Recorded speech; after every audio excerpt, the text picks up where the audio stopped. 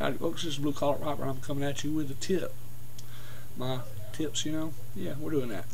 But before we do that, we're doing a little housekeeping. Housekeeping is a Patriot bent with my own vulcanite tip on it.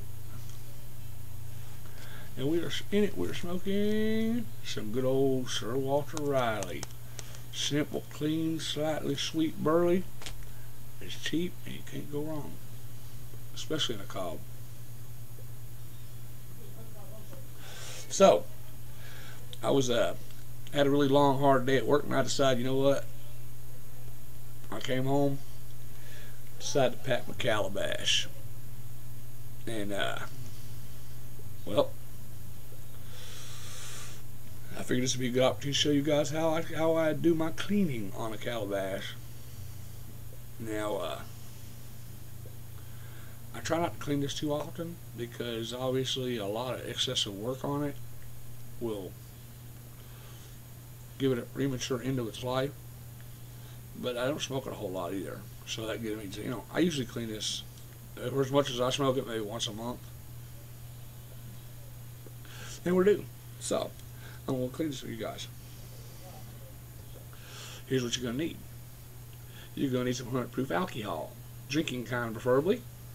In this case I have vodka. Any kind of 100 proof whiskey will do the job just fine. You're going to need some pipe cleaners. Strongly recommend you get you a funnel. I'm using my little metal debauchal funnel. Make sure you got your shop cloth handy. And that's pretty much all you need.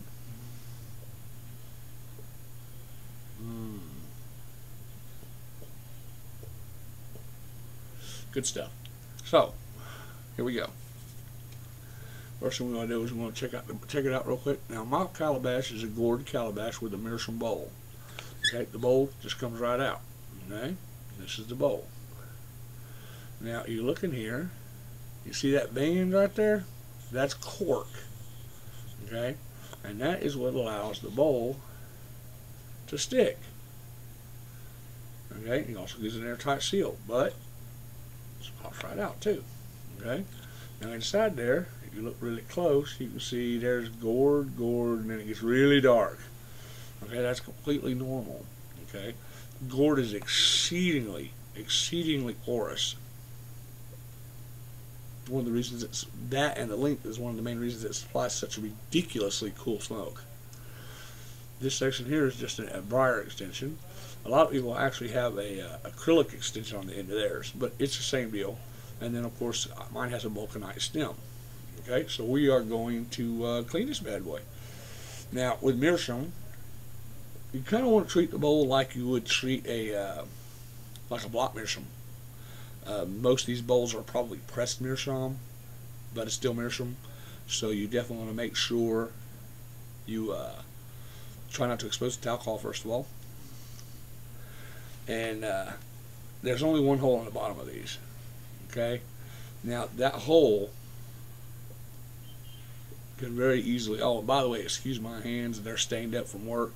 The stuff doesn't just wash off, it has to wear off just about. But anyways, the hole. Now, if the hole begins to become occluded or blocked up with tar or cake, okay, first thing you always want to do after every smoke is take a paper towel, shop cloth, whatever you got handy that you don't mind getting dirty, shove it down in there, and apply a little bit of pressure after it's cooled down. Don't do it while it's hot. Okay, and scrub it out, and that will keep cake warming on the insides of your bowls of your pipe bowl. But the hole, of course, can eventually get caked up. And when that happens, okay, first, my biggest piece of advice is don't go shoving your check pipe tool, poker tool, anything like that down that hole, because if you do, it will break your bowl. Okay? Best thing to do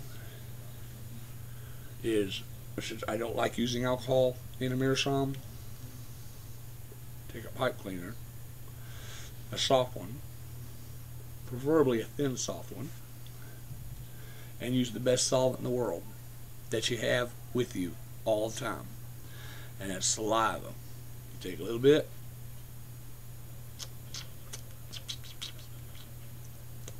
and then Once you got a little bit wet, turn it upside down, very gently twist it through the hole, okay, and work it through the pipe, okay. And normally any small soft occlusions, that will break loose, okay. Now if you ever run into a situation where if you, like, maybe you get in a state when it is clogged up completely, like caked over, okay, then you want to break out your lighter. Now I don't recommend using a torch lighter. Use like a Zippo lighter or something like that you can keep lit for a long time. And what you want to do is literally cook the bowl, bottom of the bowl, and what that will do is that will heat them tars up, okay, until you can run a pipe cleaner through it, and that'll open that hole up. Alright, now the mouthpiece is probably the easiest part to clean because you already know how to do it. You extract the mouthpiece like you normally would. Mine's a little oxidized, that's alright. This is one pipe I don't worry about cleaning it too much because I don't ever plan on taking it out, so this is just for me. Now I'll take the same pipe cleaner. If it's pretty clean, I'll just use a regular softy pipe cleaner. If it's dirty, I'll use a bristle, and we will just dip that down about, let's see, about an inch or so in the old whiskey or vodka or whatever you got that's 100 proof. Okay, make sure you hold this so there ain't nowhere near the pipe, and then basically start at the mouth tip, work it on through, rotate it as you go because it's going to want to hang up in that bend. Okay, so you got to rotate it, and once it clears through, just push it on through till it comes out the other side. Look at that. 9 times out of 10, if you turn it while you're doing it and work it as you're doing it, it'll come out clean by the time you get to the end of the pipe cleaner. And there's that. Then comes the big question. How in the world do you clean this critter? Okay, well, I kind of owe this to some of the guys on the Pipe Smokers forum. One of the guys actually did a write-up on it. And what I like to do is the one I use to clean the bowl, where I spit on this end, I take a little bit of alcohol on this end and clean the insert, just the insert, okay? And what I'd recommend is using, just dipping it like you would, again, like if you were going to clean a pipe, but you're not going to go all the way in there, and you're just going to kind of work it around in there. Okay, make sure that's nice and clean. Alright. In my case, I only smoked it once, I think twice since the last time I cleaned it, so, and I don't smoke it all the time, so, and then what I'll do is I'll double that over and clean that mortar tenon. Same thing if it's acrylic. You want to make sure that area is pretty clean, and make sure you clean the shoulders of the mortise real good by, you know, just applying a little bit of pressure in there and kind of working it a circle as you go, and that'll clean that mortise out real good. See over there, got a little bit of gunk out of that.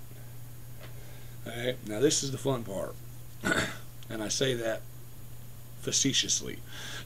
There's nothing fun about this part. What you need to do now is you're going to need to soak the gourd, okay? But if you get alcohol on that cork seal and enough of it gets onto that cork, it can actually break down the glue holding the cork onto the gourd and actually damage your pipe.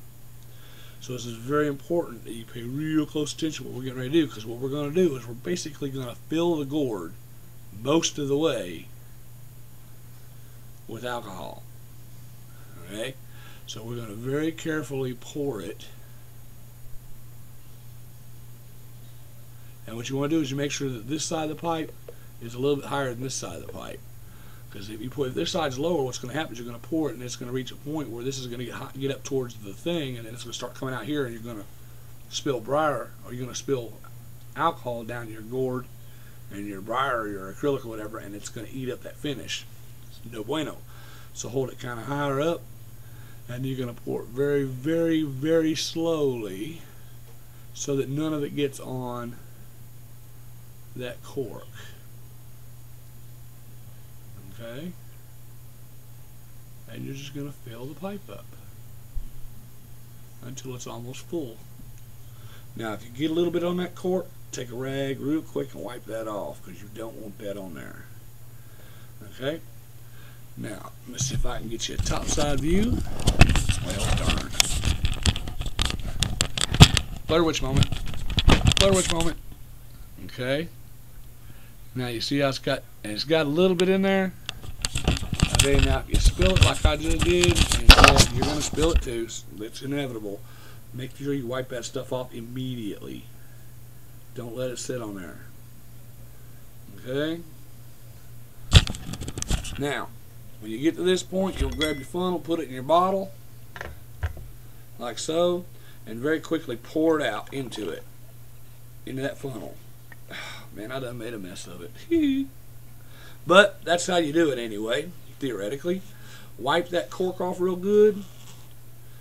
Okay, wipe the pipe off real good. Any alcohol you get on, make sure you get that stuff off there because you don't want to leave it on there. It'll eat your finish off. Once you've got it all off of there, it should look nice and glistening wet in there. It's still going to be black, but anything that's not become incorporated in the gourd will pretty much dry up. Okay, and as you can see, it's a bit of a challenge doing this. That's why I don't do it very often. But make sure you get it wiped off real good. Don't leave any alcohol on the surface of this thing. And if you can't see any on that cork, make sure you run that cloth around that cork real good, because you want to make sure it doesn't get all the way down to that glue. Because if it gets down that glue layer, you're going to have a problem with your cork. Okay? And replace your mouth bit. Replace your bowl. And forget about this for about a day or two. Okay? And in about a day or two, you'll have a clean, ready to go Calabash, ready to smoke again. Yeah, anyways. So, despite the minor debacle, this is Blue Collar Piper, and I hope any of you guys who happen to have calabashes will do better than I did. And I hope you guys have an awesome evening. Y'all take care.